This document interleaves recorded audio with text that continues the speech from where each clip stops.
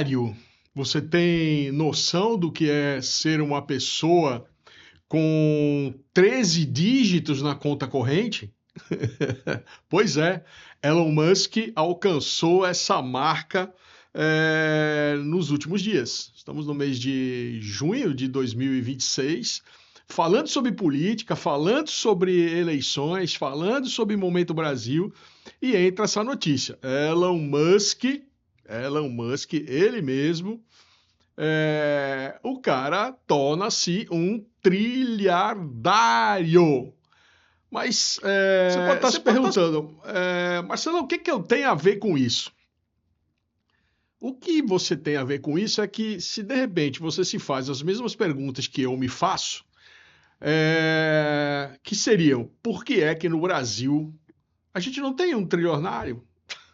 Por que que, se o Elon Musk tivesse nascido aqui no Brasil, ele estava frito, lascado, não ia conseguir? Porque nós não somos os Estados Unidos. Pois é, nós não somos os Estados Unidos. Aqui, se você consegue virar um jogo, descobrir algo que ninguém ainda tenha descoberto, se você empreende num setor onde você está sendo hiper, mega bem sucedido, e o governo percebe que você está sendo hiper, mega bem sucedido, alguém vai chegar e falar assim, né? Pô, vamos mudar essas taxas aí, que esse segmento está sendo muito lucrativo. Pô, vamos pensar num imposto, vamos pensar numa nova regra do jogo para taxar esse empresário. A diferença de acontecer nos Estados Unidos e não acontecer aqui é por isso. Nos Estados Unidos, Elon Musk teve 4 acidentes de percurso. Falhou a primeira vez, o foguete SpaceX dele explodiu. Falhou a segunda vez, o segundo foguete dele também explodiu. O terceiro foguete explodiu. Só o quarto foguete da SpaceX, que foi motivo, né, desse IPO, da abertura de capital na bolsa. Então ele falhou 3 vezes antes de dar certo na quarta vez. E as regras do jogo não mudaram para ele. O tapete embaixo do pé dele não foi puxado. Ele continuou insistindo, ele continuou implementando melhorias, ele continuou acreditando naquilo que ele queria, que era botar o SpaceX no ar, fazer o foguete da ré. Pois é, isso, o cara conseguiu fazer o foguete da ré. E se fosse aqui no Brasil, ele não ia conseguir, né? Nem conseguir fazer com que o foguete fosse para frente, quanto mais dar ré. Então, essa é a história. Né? Para você colocar 13 dígitos na sua conta bancária, não basta você ser o Elon Musk. Você tem que estar morando num país que favoreça a cultura empreendedora. Aqui no Brasil, a cultura empreendedora, existe uma fala, né? Existe uma estatística capitaneada aí pelo Sebrae, que diz que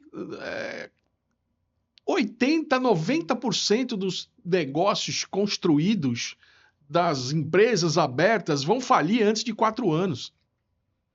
Esse número pode chegar até 98%. E por que as empresas falem? As pessoas não têm boas ideias. Temos boas ideias. As pessoas não são suficientemente inteligentes. Somos, não só suficientemente inteligentes, como também somos suficientemente capacitados para empreender. Não é? E não adianta. Eu moro aqui em Recife, que é a dita... Né, tem um ditado aí que diz que aqui é o Vale do Silício brasileiro. O que é o Vale do Silício? É o local lá nos Estados Unidos onde nasceu o Facebook, onde nasceu o Instagram, onde nasceu Tesla, onde nasceu todas essas empresas que têm possibilidade de ficar com 13 dígitos, nasceu lá.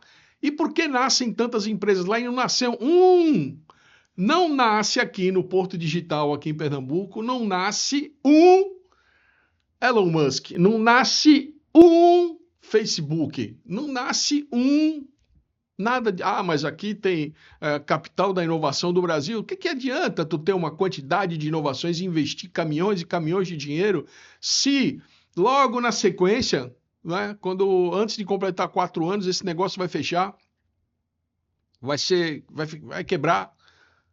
As pessoas vão perceber que aqui não é legal, que é melhor pegar todo esse esforço, de repente ir para fora do Brasil, pegar esse dinheiro que você tá embarcando aqui e colocar em outro lugar. E por que colocar em outro lugar? Colocar em outro lugar que dê mais certo, em que as regras do jogo não mudem e você não fique refém do humor de político. Que é o que acontece. Né? O agro está indo bem.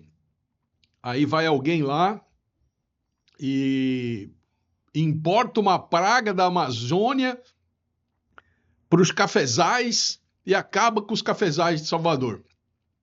Nós éramos líderes de cacau, deixamos de ser, porque alguém foi lá, algum filho da mãe foi lá, pegou a vassoura de bruxa e infectou os cacauzeiros, os pés de cacau.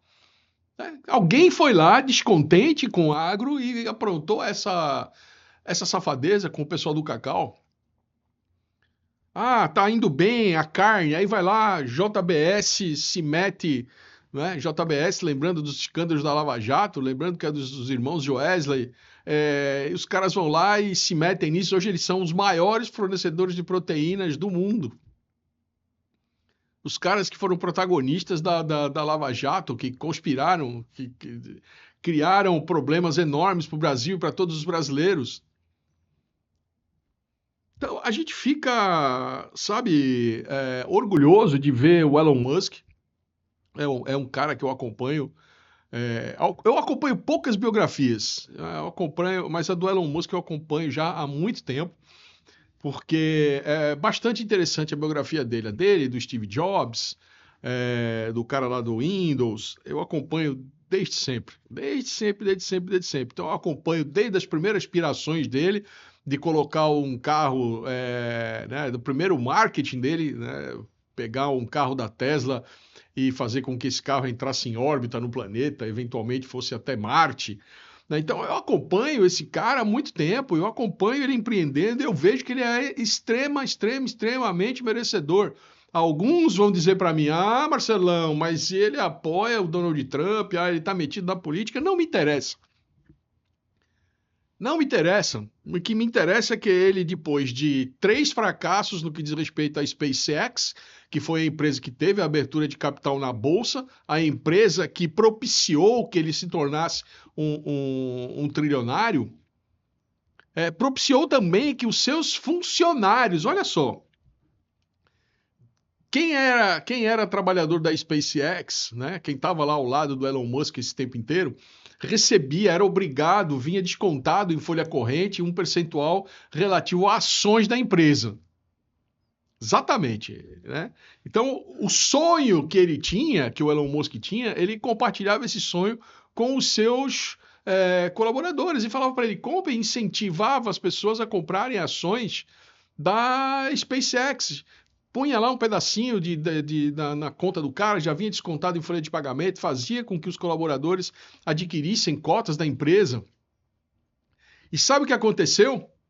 Essas cotas que foram adquiridas por esses operários simples, né, a moça do café, o tiozinho que mexia lá no TI, as pessoas mais simples da empresa, que tinham ações da empresa, essas ações, quando ele vira um trilionário, toda a empresa é valorizada. Todas as ações, todas as cotas da empresa valorizam juntos.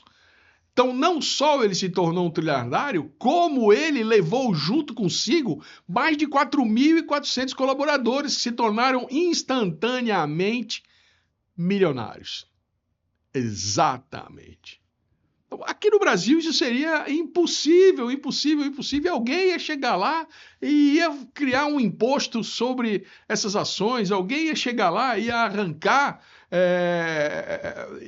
essa história do Elon Musk, ia tirar o tapete dos pés dele, desses mais 4.400 funcionários, que agora são milionários, Aqui no Brasil seria impossível. E olha, eu falo para vocês, eu trabalhei junto a alguns dos maiores empresários do Brasil. Eu trabalhei junto com empresários como Hermílio de Moraes, Fernando Arruda Botelho, estamos falando aí da Holding Camargo Corrêa, estamos falando aí da Holding Votorantim. Eu trabalhei muito próximo a essas pessoas.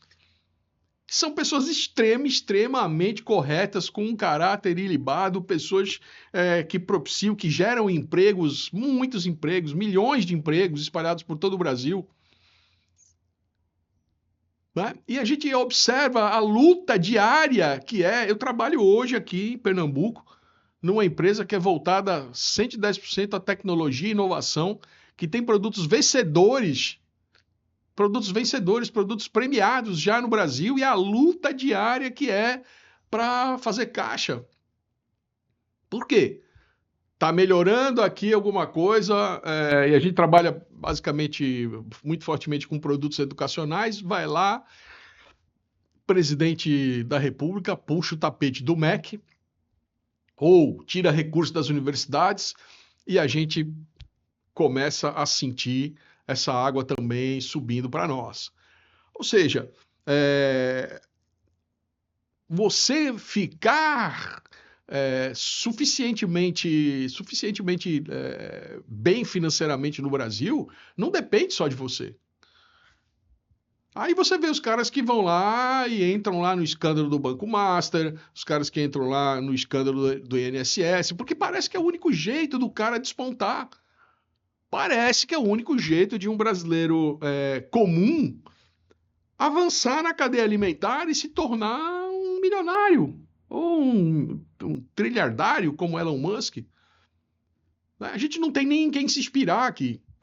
Porque aqui no Vale do Silício brasileiro nunca apareceu, nunca surgiu um Mark Zuckerberg. Nunca apareceu um Mark Zuckerberg aqui capaz de criar um Facebook, capaz de criar um Instagram. Será que os nossos brasileiros, os nossos empreendedores não têm essa potencialidade? Lógico que tem. Lógico que tem, certeza que eles têm potencial, certeza de que aqui do nosso Vale do Silício brasileiro, aqui em Recife, no ecossistema do Porto Digital, já era para ter surgido um Mark Zuckerberg, já era para ter surgido um sem número de Facebooks ou um sem números de Instagram, e não surge. Por quê? Opa, o pessoal está se destacando ali, vamos ali meter um impostinho, vamos ali criar uma nova legislação, vamos ali criar um teto, vamos ali criar um piso, vamos ali fazer alguma coisa. O Estado vai lá mexer. O Estado vai lá fazer alguma coisa que bagunça a nossa vida, que deteriora o nosso poder aquisitivo. Vai lá ferrar com impostos o que a gente está fazendo. Ele vai lá dar um jeito de sacanear com o empreendedor. A realidade é essa. Por isso que eu valorizo demais o Elon Musk. Mais como eu valorizo. Por isso que eu valorizo muito o Mark Zuckerberg. Por isso que eu valorizava tanto o cara do Facebook, não, o cara do iPhone. É outra biografia que eu também acompanho desde sempre. Esses caras não deram certo por acaso, eles deram certo porque eles estavam no lugar certo. Eles estavam no país certo, que os acolhia, que fazia e que entendia que quando ele fracassava uma vez era um aprendizado.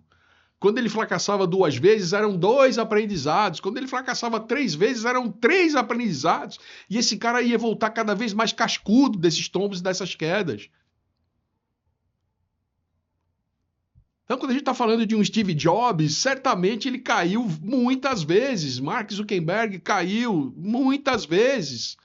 Todos esses empreendedores americanos que são sucesso, eles tomaram um monte de reveses. Ou você está achando que o cara chegou lá, criou o primeiro computador na garagem dele, foi o primeiro computador que deu certo e nada. O cara foi posto para fora da própria empresa.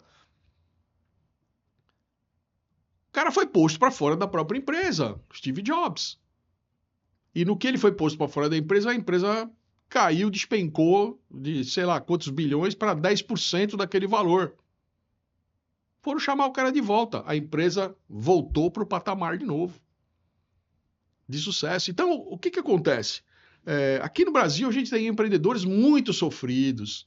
Eu já empreendi em mais de 10 negócios, hoje eu ajudo novos empreendedores, então eu sei do que eu estou falando. Aqui quando o cara toma um tombo, porque ele é um fracassado, porque ele não soube lidar com os negócios, porque ele agiu mal, porque ele não soube usar o dinheiro direito, porque ele foi mal assessorado, porque o cara já fica marginalizado no primeiro tombo. Talvez, muito provavelmente, ele não consiga se refazer do primeiro tombo para ir para um segundo, para ir para um terceiro, para ir para uma quarta jornada. Ele fica marcado, ele fica estereotipado como um mau profissional.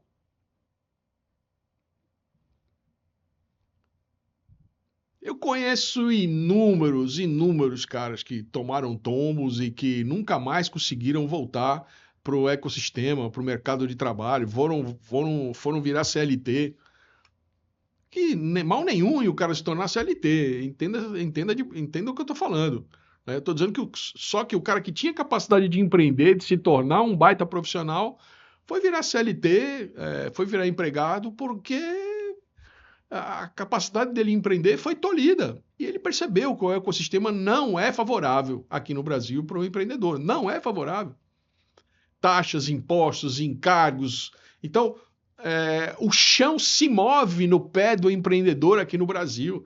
Tem sempre alguém lá puxando um cordão, puxando um tapete para você escorregar. Você está subindo, está subindo, está subindo. Vão criar alguma regra. Vai aparecer alguma regra lá no teu ecossistema que vai deixar você numa situação delicada e que vai fazer com que você tenha um ônus tão grande no empreender, que você tenha um olhar tão chateado no empreender, que você acaba desistindo.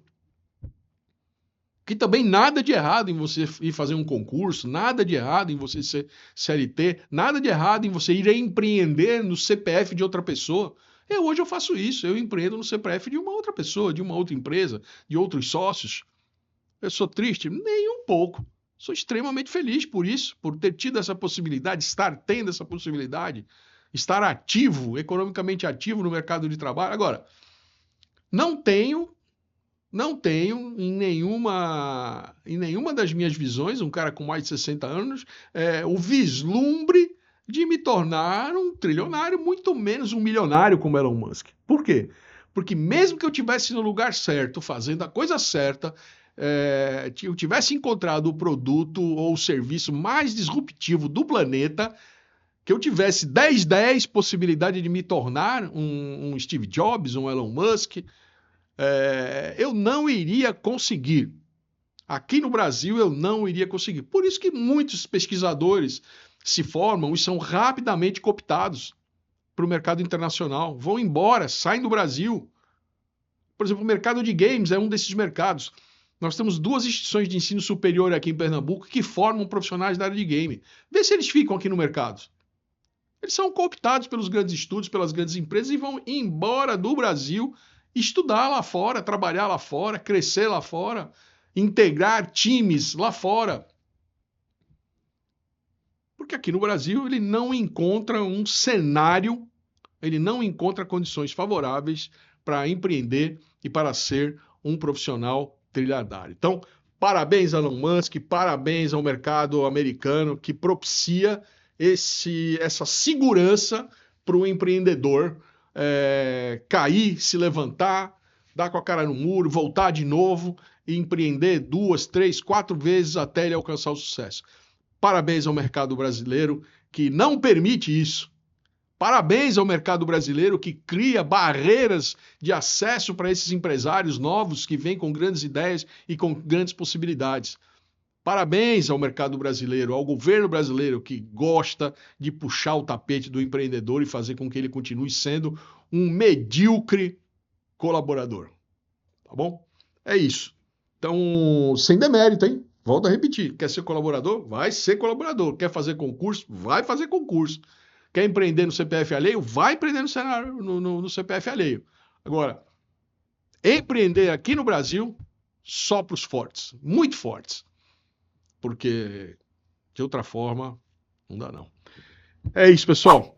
Fiquem aí com a gente nessa luta de 2026 até as eleições, onde a gente está trazendo as melhores informações, sempre muito bem balizadas, para que você se informe e tenha os melhores pensamentos produtivos na escolha do seu representante legal, do seu governador, do seu presidente da República, do seu deputado federal. É isso. Aqui você tem informações que vão te ajudar nessas escolhas. Aqui a gente discute essas escolhas o tempo inteiro. Tá bom? Então, se você acha que nós somos merecedores, que agregamos valor na sua vida profissional e na sua vida como ser humano, não se esqueça. Se inscreva no canal, ative o sininho, deixe os seus comentários. Eu acho que é importantíssimo, importantíssimo você deixar os comentários. Aqui a gente respeita todos os comentários. A gente respeita, eu respondo a todo mundo. Então, seja uma pessoa também que respeita os outros aqui no canal. Um grande abraço para você, até breve e tchau!